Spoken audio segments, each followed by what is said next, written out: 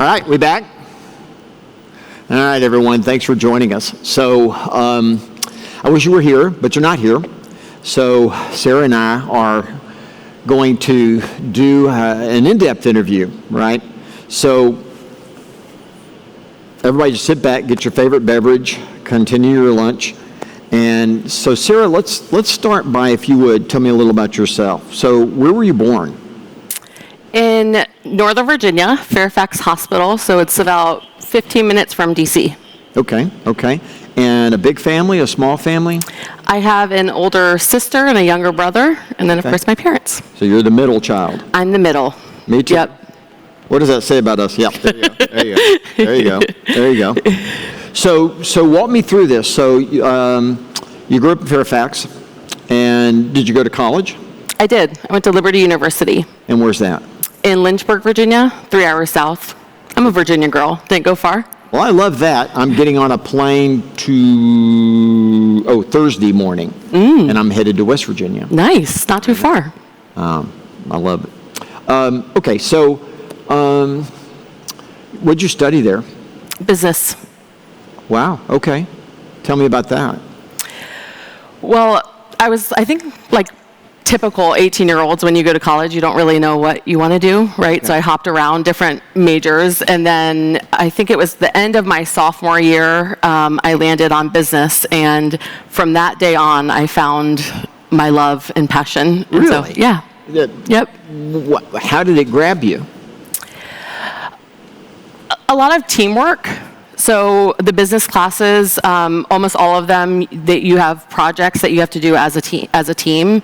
So I loved that. I loved the corporate finance and numbers and learning to study successful businesses and sort of model after success. It just became my passion. Before that, I didn't care much about school.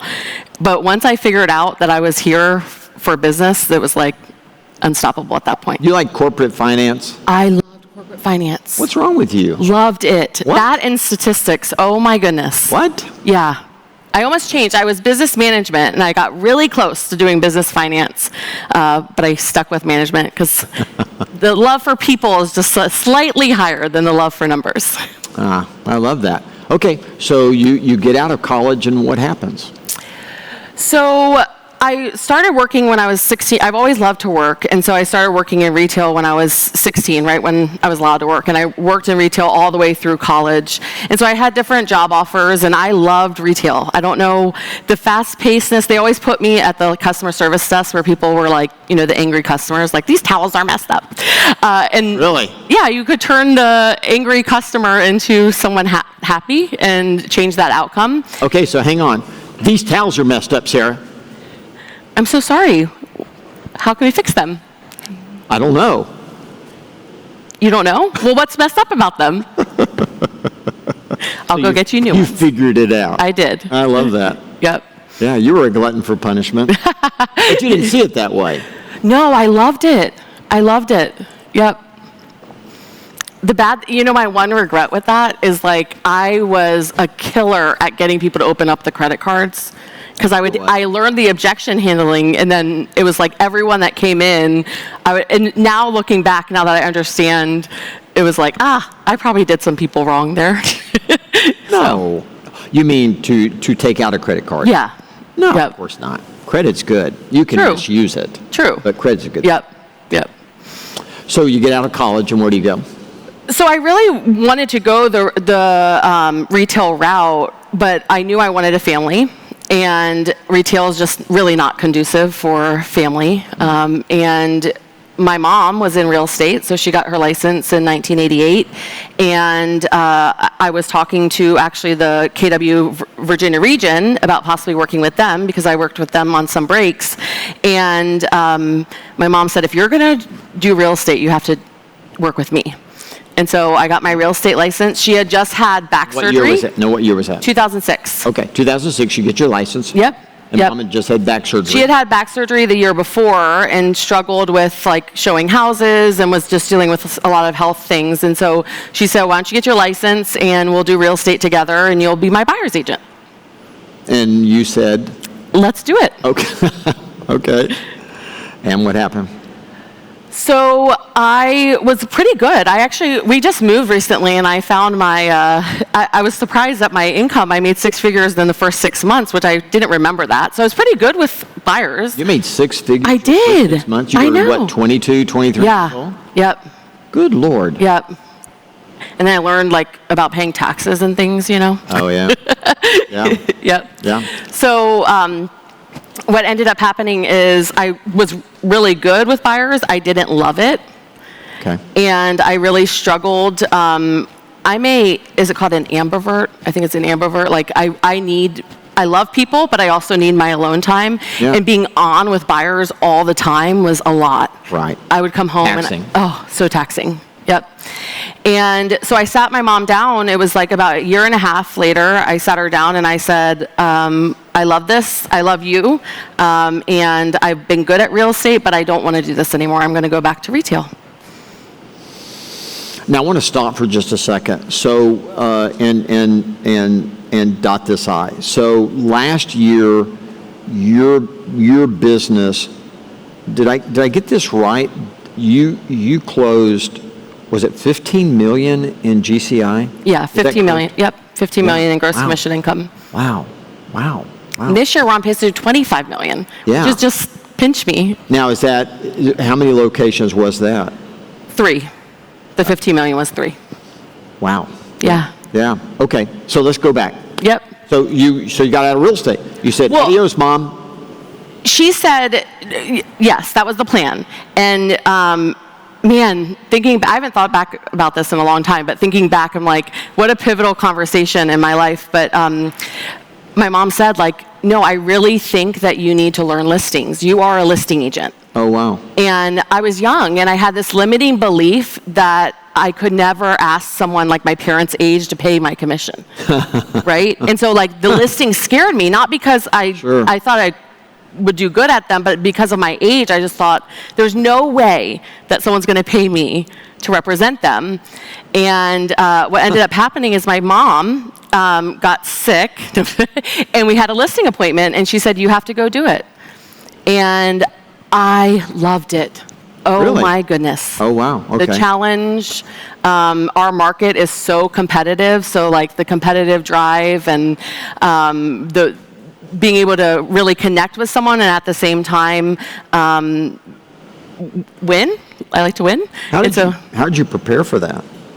That listing appointment? That first one that you ever went on? Oh my goodness. I went to my mom's house and I was like, okay, tell me what to say. Okay, give me your presentation. She's like, presentation? I'm like, yeah. No, she didn't say that. She did say that? She didn't have a set listing presentation. Okay. But she's the type of agent, she's a remarkable realtor, the best on the planet. I got you. She just goes in with a notepad and a pen and connects with people, and and so that was her style. But of course, being a 21, 22-year-old, I was like, I need to have a presentation. And so we built our very first listing presentation that day, which we still use many of the slides from it, which is crazy. Really? Yeah. Really? So you're young, built it, Yeah. and you go on your first appointment? Yep. How'd it go? I got it. No way. Yeah, they had That's awesome. pictures of their kids, and their kids were older than me. And I remember being in the hallway. I remember this was yesterday. I was in the hallway, and I had that sinking feeling oh my goodness, there's no way they're going to hire me. And then I was like, snap out of it. You know what you're doing. And I turned it around. I actually know that feeling because I took my first listing at 22. And yes. Same age. Yeah. And I had exactly the same feelings about, because the guy's name was Gene Volley Smith, by the way. I still remember Gene. Wow. Yeah, and it was a FSBO. Wow. Yeah. And you got it, of course. I got the listing. Yes. Yeah. Yep. So what happened? So you fell in love with it. You went. And at the same time, my mom said, I really think that you should really look at leading and growing our business and growing our team. And that fast? Yes. Holy cow, Sarah. And I said, what? I responded to her, I was like, you mean I would be your boss? Which She said yes, but let's be serious. Yeah. Okay. But she said, I believe God has gifted you in leadership and in business, and I think we can do really big things if you're in the lead and if you're leading us. And so that was 2009. Wow. And I've loved it ever since. So walk me through that. What happened? Well, my first sort of key action when she put me in charge was I read The Millionaire Real Estate Agent every month. Oh, good. For that first year. Every month. Every month. Wow. Yep. I led the book club at my office for it, and I became a student of The Millionaire Real Estate Agent. And I said to my mom, I said, okay, the first thing we need to do is we need to set up our 36 touch. And she had done certain things and then would stop and stuff like that. So I said, let's set it up. And then I'm a big believer in focus. So not trying to be all things to all people, but focus, and then put a fence around it. I see so many agents that will focus on something and then move on to the other thing without first putting a fence around what they got good at first. That's right. And so how we built this business was we started with the 36 touch. At the time, we were doing about $350,000 in gross commission income. And just on the 36 touch, we got the business up to about 756. Holy cow. Yep. On just the 36 touch, doubled the business. Wow. Put a fence around it, still do the 36 touch to today. And then I started with the non-Mets and started a farm area doing one touch a month. Just Can like I the stop millionaire. you just a Yep. second? I mean, your instincts around that are remarkable. But I have a question. Why do you think people don't do it? What's the resistance to just following the research? I think what I love about the real estate industry and realtors in general is they're so entrepreneurial, right? 100%. And I wouldn't say I am naturally. Like my mom is actually more the entrepreneurial one. And I think most entrepreneurs, they're good at just like, they want to do it their way, or they want to have their idea people, right? They're risk takers. For me, I was just like, okay, if this is proven, if this book was written by all of those that have success, like why in the world would we follow anything different? And so to me, it's like, feels like common sense, right? Like I don't understand why everyone doesn't do that. I mean, if you're not doing a 36 touch, like start there. Yes. Start there, and then put a fence around it before you move on to the next thing. Yes. And I think getting a return, that's the other thing why I think a lot of people either quit or is that they either try to do too many things, right? And so they don't have the reserves, financial reserves to sustain it, because it takes time. That's right. All of these things take time. And so they move on because they get discouraged because it doesn't work right away. Right. Well, nothing works right away. Nothing works right away. It doesn't, does it? Nope. Now, once you learn that, it changes your view of doing something, doesn't it? Yes. Yeah. Yep. You have to make a commitment. You make a commitment, and then the other thing is that don't start it if you can't. Like when we started what we call 12 Direct, which is the non-Mets, we had 12 months of that mailing piece in the bank account, and I was expecting not to get one sale for 12 months. And so when you do that, when you have it going in, right, but I waited to start until we got there. Because I think a lot of people want to start, which I get, but then they don't have it, and then they give up way too fast. I know. I don't know why. Do you? I have no idea why people do that. I don't know. Yeah. I don't know. But that's not you. No. So you hit it. Are you in charge of the business at this point, literally? Are you driving it? Or? Yes. Okay. Yep. Okay. So you walked into the business and said, I'm here and we're going to do these things? Yeah. Okay. Yep. And my mom, like, she is so remarkable. Like, she had empowered me the whole time to make decisions, and was like, you know, I'm going to cry, but this is crazy that I'm on stage with you right now. And before Sarah Reynolds was Sarah Reynolds, right? Like, people know me. Like, she believed in me, you know. Yeah. I think that's awesome. Yep. So did you go in there as iron-fisted Sarah, or did you go in there with model Is there another Sarah? No, just kidding. Yeah, I mean, that's got to be tough, Sarah. I mean, come on. Yeah, she's been the perfect partner for it, though. Yeah, I hear you. Yep. So walk me through that journey. I sometimes say that she pulled a Gary Keller. Uh-oh. She fired herself, and then, like, when you put Mo in charge, right? Yeah. It's like, yeah, she pulled a Gary Keller. Yeah. Very wise. Okay, so you implement 36, you institute 12 direct. Yep. You're literally just following the models. Following the model. Tweaking as you go. Yep. Right? Yep. Because nothing works exactly the way it's supposed to. Correct. So you're having to make the adjustments. Yep. And really paying attention to competition and what they're doing, and making adjustments as we go. And then in 2011, we had followed the model. We had two assistants at that point, and we had an overflow of business. And so we hired our very first buyer's agent. Because you weren't going to work with buyers. No. No, I did it. Because that's what we needed to do. Yeah. And I think that's what a lot of business owners do, right? Is sometimes you guys just put your head down and do what needs to happen for that time. And so we hired our first buyer's agent, who's still with me today. We had no training or anything other than just follow me around, and we're going to learn some stuff. You know, sometimes I think knowing what you're good at and knowing what you're not and knowing what you like to do and knowing what you don't like to do, if you really have clarity around that, it's actually a blessing, isn't it? Because you can see things real clearly. Yeah. I'm not doing that. I'm willing to do it. I get that. I'm willing to do it, but I don't want to do it. And that has taken me years to figure out. Really? Yes. Yeah. Right now I feel like I'm on a journey of like running towards my joy, right? Of like what brings me joy, and that's what I want to do. Yeah. And then making sure that I give the opportunities. Every time we say no to something is a yes for someone else. Yeah. So it gives them an opportunity. That's right. To step up, right? That's right. And just seeing it that way, it is hard in the beginning. You know, every job that I've given up along the way, you know, I've been reading Dare to Lead, which is an awesome book. Yeah. And Brene talks about how many times we have a fear of being irrelevant.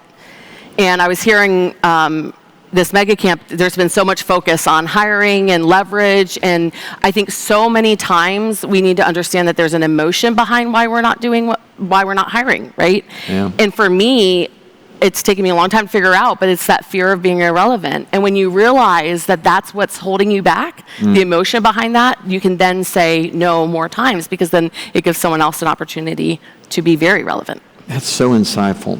The fear of being irrelevant. Yeah. Have you ever struggled with that?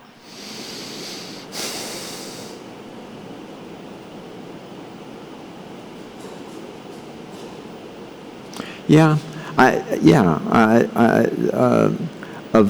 think my fear would be articulated as the fear of not making a contribution, which is very related to that. Yes. But I think delegation for me came naturally, to be honest, right? Because I had a real sense of what I did well and what I didn't. And so the second that I'm outside of my, unique ability zone, Yep. you can see the walls start to crumble. You can see mistakes and problems because I just wasn't that good at it. I didn't like it. I didn't want to get better at it. So for me, leverage was almost not a desperation move, but it was definitely a natural thing for me because I could see my own incompetence and I could see the harm that it would do. That's wise. They didn't want to harm people, so I got to get out of the way. Yep. For me, it's every time I make a key hire, my team now knows, like, I go through a little bit of like not depression's not the right word, but like just, and now I realize what that is. It's not knowing what to do when you're wearing so many hats, right? And then you're like, what am I supposed to be doing today? Right? But that's where growth happens, though, in those moments. Do you think that at that point you were already driven to grow, or were you driven to excel and growth happened? I'm just curious. What do you think? I've never been asked that, and I've actually never thought about, growth is one of my core values as a human, but honestly, it's driven to excel. I think so. Yeah. Yeah, growth occurs because of that. True. Yeah. Yep. Interesting, isn't it? Yep. So walk me through the journey. So what happens? So now you have 2 buyer agents. Yep. Okay. Yep. And I came to a family reunion, and there was a panel, and at the time I was doing all of the calls and booking appointments, and on the panel someone said, started talking about the inside sales agent role. And just said, I am really good at being able to be with buyers and sellers, but I don't enjoy the booking appointments part, and so I hired someone to book appointments. Right. That's what they said on the panel, and I was Right. like, light bulb. Yeah, love that idea. Yes.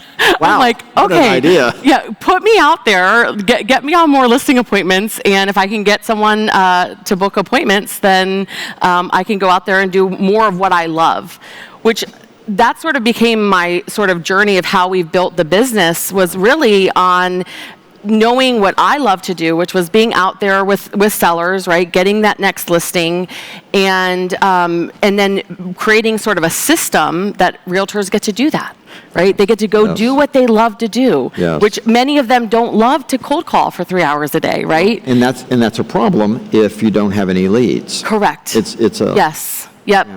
So I became a master of lead gen and a master of training an inside sales agent. but not a master of cold calling. No. Right. No, I learned what's called reverse prospecting, right? Yeah. And getting a lot of people to raise their hand, Yeah, right? yeah, And then absolutely. calling warm leads, Yes. right? And from then, 10 years ago to now, our inside sales team is only a few steps from my office. It became sort of my passion of leading an inside sales team and really focused on our real specialty, which is booking appointments for realtors. Yeah, I really identify with that. Early in my career, I discovered I did not really love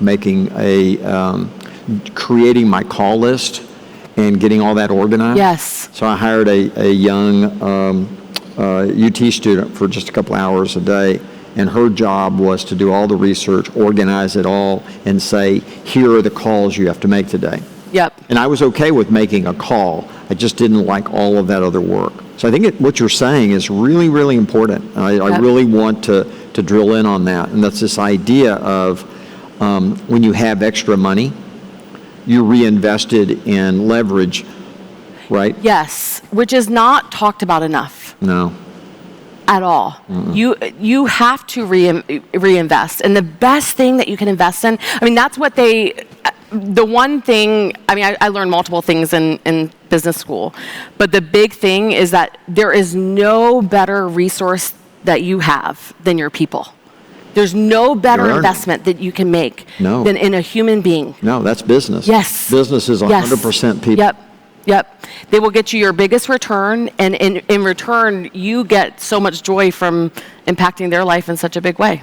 Yeah, it's so interesting you say that it's your biggest return, because a lot of real estate agents get to a certain level and they have extra money and they go, I need to invest that money.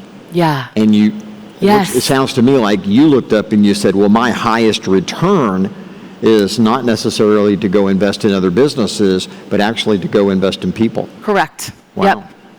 That's what we've been doing last 10 years. Yeah, but it's amazing that you had that aha so young, to be honest with you. That's not... I don't know if I knew that then. I knew the right thing to do, and I knew but I don't know if I viewed it that way, Right, other than I knew to invest back into the business and back into people. And honestly, when I hired my first buyer's agent, that's what I sort of learned. That's when I learned I'm sort of an addict for impacting people's lives, because Sasha, our first buyer's agent, allowed me to have such a significant impact on her life. And that's what you get to do when you invest into people, right? Yes, And then yes. they turn around and they go impact other people. And then they turn around and they go impact other people, right? Yeah. I mean, you have built your whole life, Gary, doing that. Yeah. And that's what I want too, so. And you came by it naturally. You understood that. Yes. You naturally understood, maybe you didn't articulate it in your mind, but you understood if I invest in people, they will invest in me. And number two, there's great joy in helping people grow. Yep. Yeah. Yep. And you saw that naturally. I think the best way I know how to put that is I think I learned my purpose, which is really like almost, I view it as a ministry for me personally, but like at a pretty young age to be able to figure out like team building, like that's my business building, team building through people. Like that is why God put me on this earth. Yeah, I don't want to be rude, but how old are you? 37. Yeah, you're just a baby. I mean, to have all those ahas and then get to where you are is pretty remarkable, Sarah. You got to meet my parents. Oh, well, I would love to do that. Yeah. All right, so take me on the journey. So we started building it out, our inside sales team, and that's a hard thing to figure out. Anyone that has done that, you got to give them a lot of praise, because that is, many people quit. And honestly, I don't blame them because it's really hard. Right. And it's hard to find a person that loves doing that too, right? 8 hours making phone calls. That's right. So Takes a unique person. yes, yep. They're the heart of our company, our inside sales team, remarkable humans. And so we started building that out and started building, hiring agents, and we continue to follow the model, which is you hire agents when you have an overflow for us of appointments. And so when we couldn't handle the number of appointments that our inside sales team was booking, I would hire another agent. Now I've learned we hire in groups. That took me a while to figure that out. Tell me about that. Well, in the beginning, I was hiring an agent. We were growing so fast. We've grown pretty fast, and every time I would hire an agent, I would go all in on training them, right? But then like a few months later, we would need another agent. And so I was like, and I was repeating the same thing over and over and over again. Gotcha. And so I was like, this isn't smart. Yeah, I get you. So we started hiring in groups. I got you. And I trained them together. And then what was awesome about that is culture for me is a big deal. And sometimes when you come into our team, I say our team family, but when a new person comes into our team family, many times they can feel like it's cliquish because we're so tight, right? But what was cool about hiring in groups is that they became their own. They became friends. Yeah. They went through the onboarding Right. together. Right. And so it helped the culture in general for the team, for people not to feel like they're the new kid, right? Right. So we started building it out, and in 2016, so we had gotten it up to about $3 million in gross commission income, so a pretty good business. And Absolutely. I was like, I'm going to tackle expansion. Oh, wow. Okay. And there's a theme here, but I was like, what's the model? And you said ink blot, right? Yeah. Start with ink blot expansion. And so Richmond is a city 2 hours south of us. And so we did our very first expansion to Richmond, and that was in 2016. Wow. Yep. Yeah, you're on the leading edge of that. Yeah, I guess I was. You were. Yeah. Yeah, you were. Yep. We talked about it a lot, but people struggled with figuring out how to do it. The ink blot is without a doubt that's what you should do. Yes. Right? Yeah, because it's only 2 hours away. Yeah. Yep. And we were able to, our expansion partner was able to spend a lot of time with us up at our hub. We were able to spend a lot of time with her. And it worked tremendously. We learned a lot too. Yeah, tell me about that. What'd you learn? Well, we learned, I'm really good at making it rain, right? Lead gen and booking appointments, like really good, okay? Many times we have a people deficiency, right? We don't have enough agents to handle the number of appointments we were booking. So what I learned, It's a good problem, Sarah. It is a good problem, yes. The bad part is you can burn your people out. You can. And I sadly did that because we did not hire enough. I didn't know, so we hired one agent, our expansion partner. And so I learned the hard way, right? we need to hire also a group, because we know that once we get our lead gen engine going, that we'll be ready, right? So she burned out? No, she's still with. No, she did, but she did. rocked. I can't remember. I think she went on. She would remember. I'm pretty sure she went on 180 appointments in 6 months. Oh my gosh. 180 appointments in 6 months. Wow. Like, that's not sustainable. That's like an appointment a day. Yes. Wow. Yep. And then servicing them and converting them and being the realtor. I mean, it was a lot. Were these combination of buyers and sellers, or Yep. mostly? Okay. Both. Okay. Yeah. She was our only agent. So any appointment down there, she was it. Wow. She didn't burn out, but Well, down on the edge. yes, very much so. Yes. Gotcha. Sure. Yeah. That's But a we learned that we need to build a team from the very beginning. Okay. To where, and that has been a journey for me, because I love to work, Yeah. right? I love to work. And so many times I can go all in on something, but it's not just about having a big business, it's also about having a big life. And your team reflects you, right? For years, they saw me working hard, they saw me giving up my health, many times time with my family, right? All for the sake of the business. And then they're looking at me as the leader saying, that's what you're supposed to do. Oh, no, that's not what you're supposed to do. No, it's not what you're supposed to do. So when did you have that aha that you can be successful and not lose your health and not spend time away from your family? Well, it was actually in Texas, not too far from here, on the Papazans Ranch. And God gifted me with this amazing tribe of women, powerful business leaders, and they saw it. And they put me on the hot seat, and they called it out. No way. They did. What's a hot seat? It's hot. Okay. Sarah, sit here. We want to talk to you.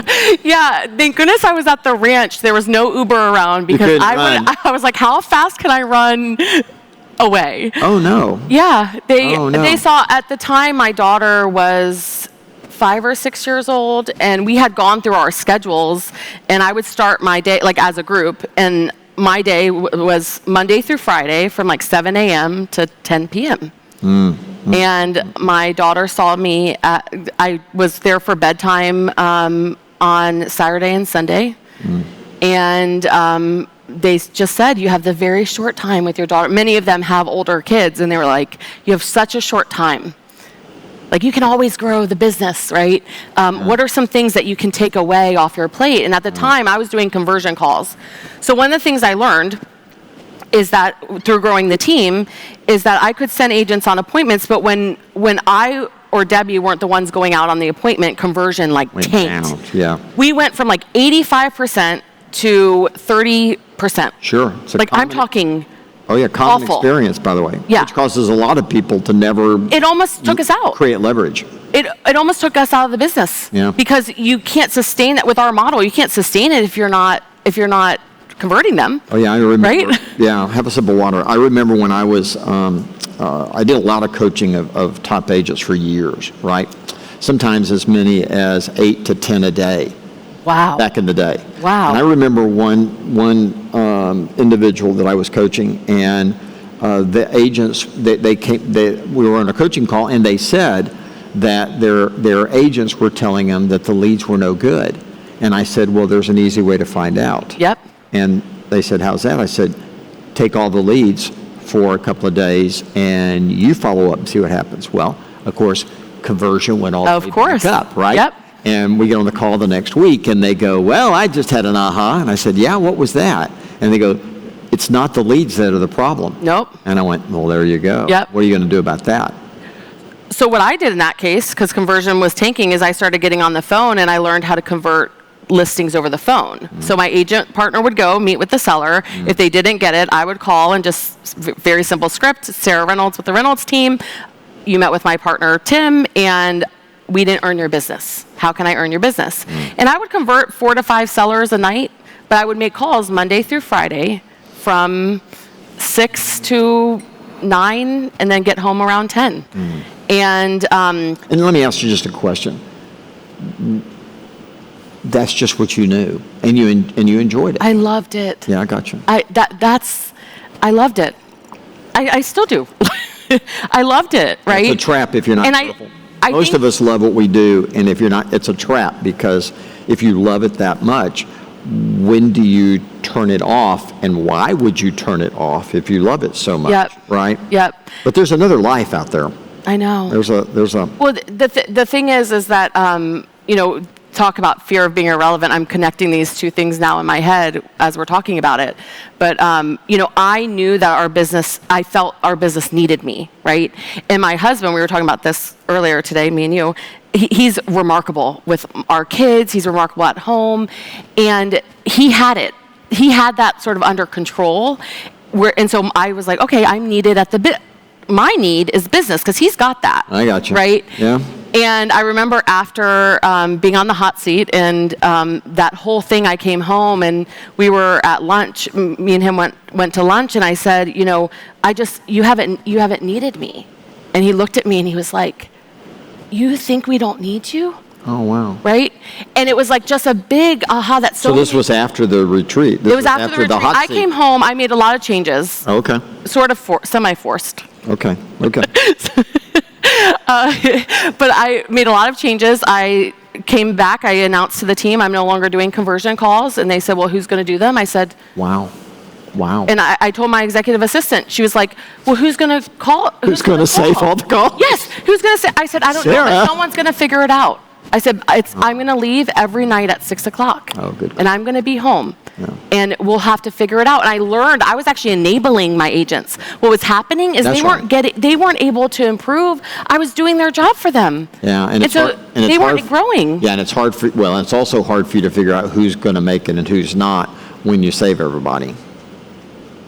That's powerful. Write that down. Yeah. Well, no, I mean, it's just the end result It's true. of that. Right. It's true. Okay, so you have a new model. We're going to leave at 6. You put a fence around that. Yes. In your language. Yes. We now have a fence around that. Yep. Okay. Yep. And what happened? I mean, my life changed. I realized how much I was giving up for the business, which again I love, and at the same time it's not worth it, right? I remember, was it 2 years ago at Mega Camp, and you had the trainer, the guy that wrote that book. It was. Clarence Bass. Yes, and I remember you looked out in the crowd at the mastermind, and I felt like, those moments where you're in a room and it's like you're with hundreds of people, but then the speaker says something and you're like, it's just me and him right now. Yeah. Me and you had one of those moments. You don't know it, but you said, you can't win if you're dead. And so my next sort of phase was family, and then my next is focusing on my health and getting that more under control, and because I'd given that up for the business too. The speaker you're talking about is Clarence Bass. Yes. And the book, by the way, is called Taking Charge, and probably the best health book overall that I've ever read. Yep. Yeah.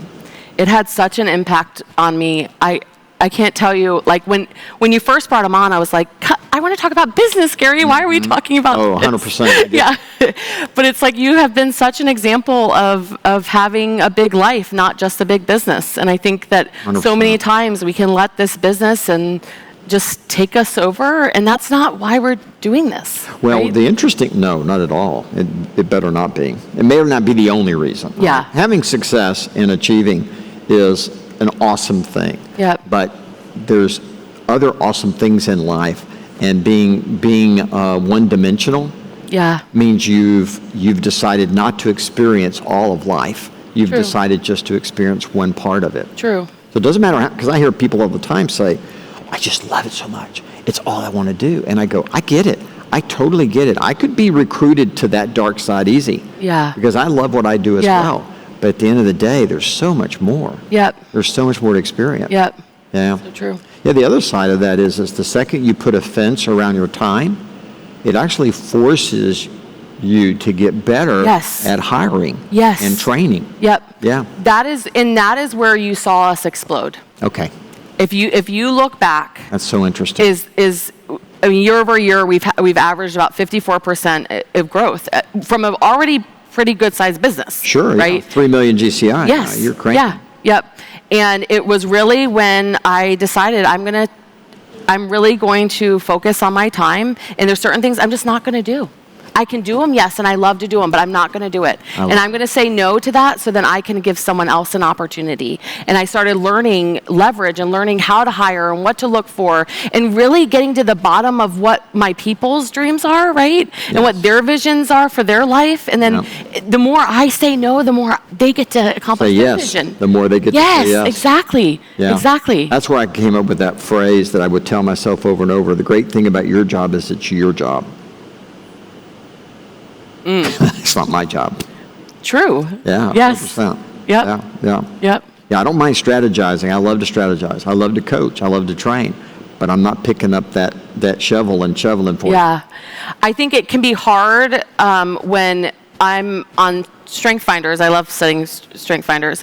But I'm 6 out of my top 10 are executing strengths. And I've learned when you have an executing, when you lean heavy towards executing, a lot of times you are so much in your own way instead of leading because you want to have your head down doing it, right? Yeah. And now I have to constantly, every day, remind myself, you don't do it. Your job is to teach, inspire, cast the vision, and help them accomplish what they want to do. But you're not going to do that by doing their job for them. Yeah. One of your superpowers, though, this is just my observation, though, is that you're really clear that there's a best way to do something. You're very clear about that. And I've seen you demonstrate that over and over again. And you're in search. It's almost like you're on a quest to find out the best way to do something. And then I'll use your language, and then you build a fence around that. Yep. Right? Yep. And then you go on to the next thing, and then eventually you end up with an operation that actually just rocks and rolls at a very efficient level because you've taken the time to build fences around this is how we do this, this is how we do this, this is how we do this. Is that right? And did I miss that? My one change I would make, no, I think you're spot on. When I was listening to Think Like a CEO podcast, you and Jay were talking about the R&D department. Mm-hmm. Research and development department that companies have. That's and when you were describing that department, I was like, that's me. That's right. I was like, that's my department. Like, I do that every day. Like, I'm researching and developing the best way to do it, figuring out who has done that well and research it. And I will take a lot of time to make sure, to do the research and to make sure that that's the direction we need to take. Now, once I decide, we better move fast. My team knows, right? Gotcha. But it will take me a while to figure out, because I want to find who does that really well, right? Who does it well, like for expansion, right? There's really no one that is doing centralized expansion really well in real estate. Not the way you are. Yes. Well, now we are, but it took me researching other industries, other companies to find those that we can model after because it took time. Right? And so I will research and find who or what company is doing something really well, and I will study them and then execute on it and, put a fence around it. I love that. All right, keep going. So now what happens? Well, my life changed for sure that day, and I think I thought... Came back, you made changes. Yes, I made changes. And I remember telling my executive assistant, like, our business is going to go down. Oh, no. You said that. I did. Okay. I believed it. Okay. I did. But that's okay. It's going to go down, but it's okay. Yeah, but I'm going to be home for bedtime. Like, I was just like, I'm okay. I'm okay if it does go down. Interesting that was your thought process. Yeah. It didn't. And that was, that taught me a big, big lesson, right? What'd you learn? I need to do more of that. I need to do more of saying no to things and, and hiring people that are better at it than me and really giving them an opportunity and surrounding myself by them, and that's what I learned. I love that. I love that. Yep. Okay, so walk me on this expansion journey. So how do we, or maybe the way to think about this is, how do we go from 3 to 15? How do we go from 3 million GCI to 15 million GCI in really just a handful of years? We're talking about 4 years, essentially. Yes. Right? Yep. How do you do that? Think about that. I ask myself that sometimes too. Okay. Okay. Sure. No. Yeah. I think exactly what we've been talking about. is really getting good at certain things, putting a fence around them, and then before moving on to the next thing. And what ends up happening is, that snowball effect that is used in other, when you're talking about other things, that's what has happened to our business. It's like once you have a fence around so many different things, and they're rocking, the systems are rocking, everything is rolling the way it is, all of a sudden it just blows up. That's what happened. And when you do that with the right people, right? So you've got those systems in place. We had those lead gen pillars in place, which I loved creating in those things. And then when you add the right partners, when you add the right humans and that have the same heart as you, that really care about our mission and what we're trying to accomplish, there's no stopping you. So. Do you set goals? Yes. Okay. So, did you chart that out, or what was the goal? We're gonna be at 15. I mean, tell me how you approach that. Okay, so this is numbers. We're about to get in the nitty-gritty of numbers, which I love. Yeah. But my first thing that I did was I started tracking conversion. Okay. So I realized that you can have a predictable business if you know your conversion numbers. 100%. Okay? You can literally predict exactly how many families you're going to serve. Sure, yeah. If you know your conversion numbers. Yeah, you're quoting MREA. Yes. 100%. Yep. Now, the issue is that most realtors are optimists, right? And so they pad the numbers. Yeah, that's right. Right? So they go on a listing appointment That's and the right. seller decides not to sell. Yeah. Right? And so they're like, well, I'm going to take that off. Like, I'm not gonna count that because I didn't lose it. They decided not to sell, right? Well, of course. Right? And so what happens is that a lot of agents can't predict their business because they aren't being realistic with what reality is. Okay. And I tell agents all the time and our agent partners all the time, next year, are you gonna have sellers that decide not to sell? Next year, are you gonna have sellers that want to overprice their house? Yeah. Yes, you are. Okay, so you eliminating them you're only shooting Mislead yourself you. in the foot. I don't care if your conversion's 6%. If you know what your conversion is, I can tell you exactly how to predict how to hit your goal the next year. That's it. Exactly. And so the first year, what we did was we tracked everything. Every conversation, every appointment booked, every appointment happened, every agreement signed, every contract ratified, and every closing. And I learned to track the conversion percentages. And then now every year, we take those conversion percentages and we work all the way backwards to how many leads we need to generate. That's it. And so once you know how many, those conversion numbers, you can work your way backwards, right? You divide instead of times to work backwards, and you can figure out I figure out how many leads we need to generate, and every week we look at those KPIs for each of the departments and make sure that we're on track. Well, you're back to Carissa Acker, and that is the path is in the math. It is. It is. It is. It's staggering, Yep. but true. Yep. And you're exactly right. That was the MREA project. That was the aha Yes. that even I kind of had through that process was if you know your conversion numbers, you can predict. Yes. And then you understand. It's just now you can live at the top of the funnel. Yep. You understand what's going to happen all the way to a transaction, right? Yes. Yeah. Well, and then you have a predictable business at that point. absolutely. And then you also, in terms of leading, you also are able to help where they need help. Mm-hmm. So if you're living in la la land about what your numbers are, then you can't say where you need to improve. That's right. And so if you look at the growth of our business, it's really that. It's tracking our conversion, looking, okay, where are we failing? Every week we have one of the segments is not right. And so we have to dive in and we have to fix it, right? And so making sure that we're tracking every single week and then fixing it fast. But if you're not tracking, you can't do that. Do you think people are, just listening to you talk, do you think people are afraid of tracking? That sounds, immediately my mind goes to, why don't people do that? And I immediately go to fear. Well, it can be awful. Like our first year tracking, I think from a appointment happened to close, it was like 12%. I It doesn't really matter, but No, I got you.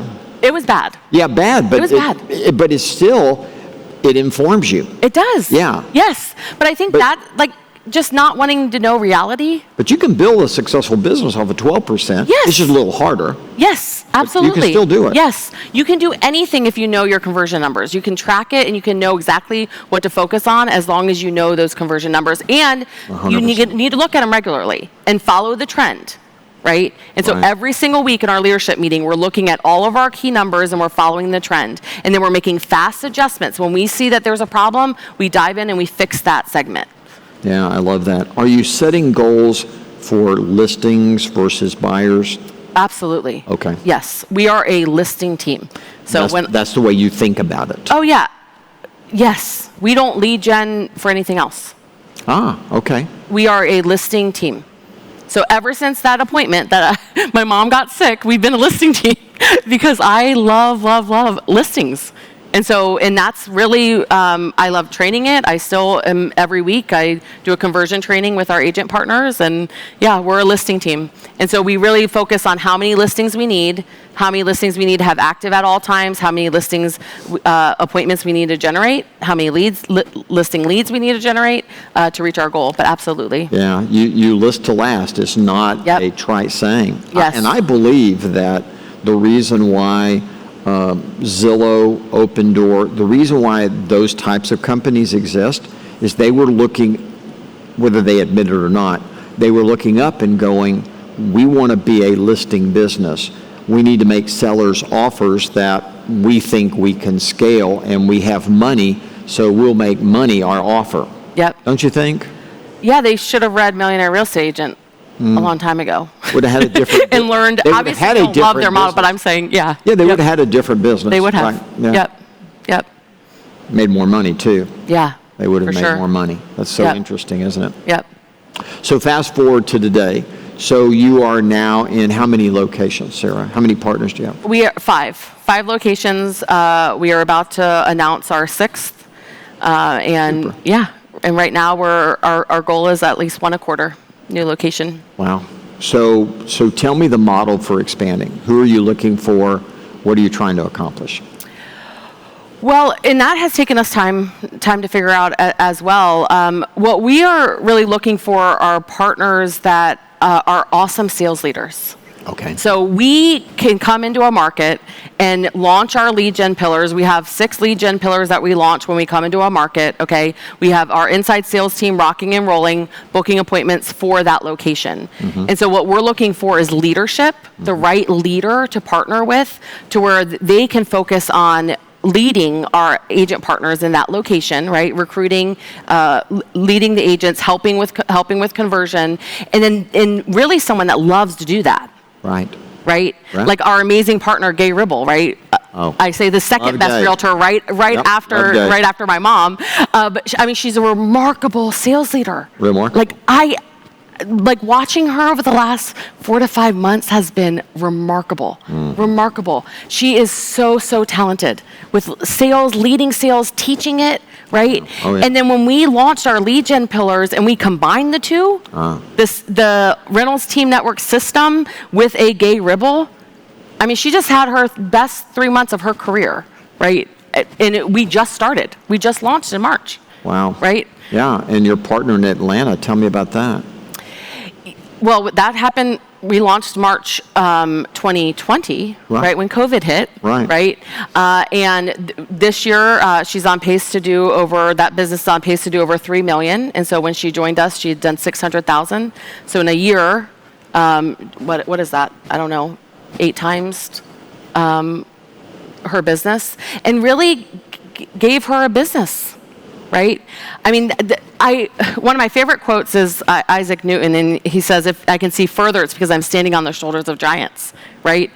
And That's the intro quote in MREA. I know. Okay. You're just repeating One of my favorite MREA, quotes too. Yeah.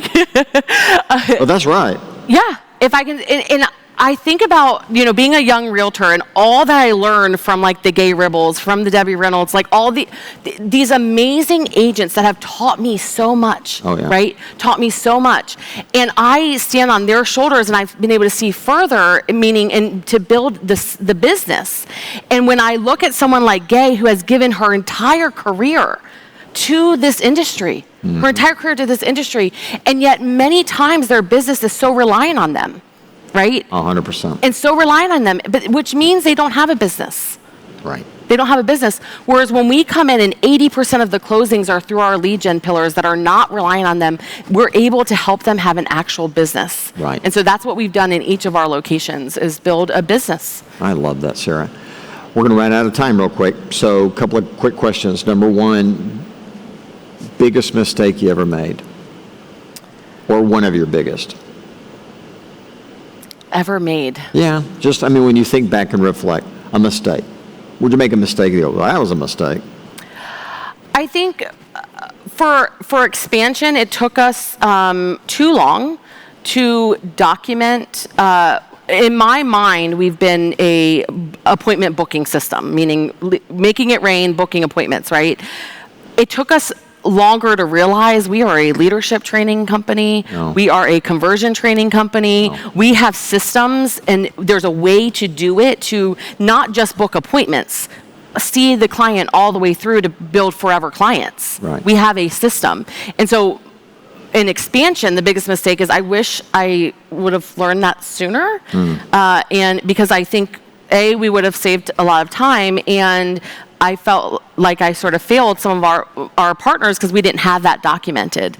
And so when you had someone follow you around for 6 months and document everything, That's right. we didn't do that, and we should have. So Biggest challenge today? When you wake up in the morning, you go, well, that's a challenge.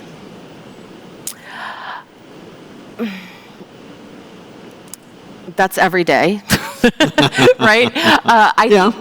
Yeah. Developing, it's different when you, like, I love leading and I enjoy it, and I believe God has gifted me in it.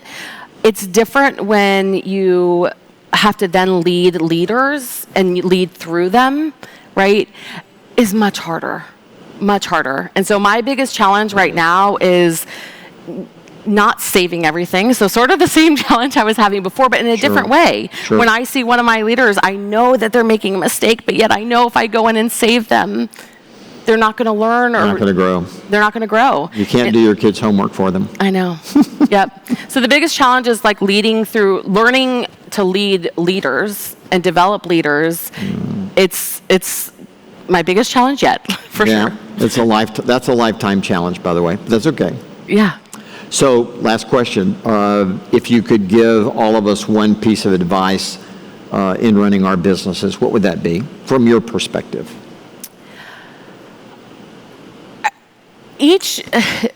God created every human with like a set skill set and strengths. Like there's not one human being that's the same as someone else. That's right. Isn't that amazing? Oh, it is. Not one. And I think really discovering your greatness, not in a prideful way, but what are the gifts that God has given you? When someone gives you a gift, you want to use it, right? Right. You don't want to, and when you don't use the gifts that God has given you, like that's like giving a gift back, right, to someone, which would be very rude, right? And so my one piece of advice is learn what gifts God gave you, believe in the greatness that is in you, and then really focus on building a team and a business around those that are able to do what they love to do and how they've been gifted. And the more you can do that, the more you will grow, the more influence you have, the more you will impact people's lives. I love that. Yesterday I interviewed a remarkable woman, Kendra Scott. I know. Who's built an amazing business. Yeah, they made me take off my Kendra Scott earrings. I was repping, but I love her. I enjoyed talking to you more. Thank you, dear. Thank you for all you do. Thank you for sharing today, too. You have impacted my life in such a big way. Well, so have you. You've impacted mine. So we're going to hug. Yes. All right, dear. Thank you. Thank you. All right, everybody, bye.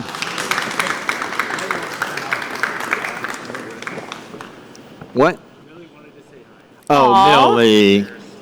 She's afraid. Millie, what are you doing? You should Millie, come up here. what are you doing? Come on. No, she's not coming. Oh, yeah, you're coming. There she comes. Come on. Come on. There you Oh. Millie the dog. What Hi. are you doing? Did you like it? This is Miss Sarah. This is my wife's dog that I adopted. Oh. Your wife. Or she adopted me. Who are you doing? Is this your wife? Oh, okay.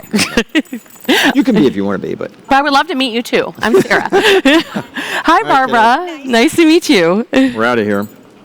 Good to see you, kid. Goodness.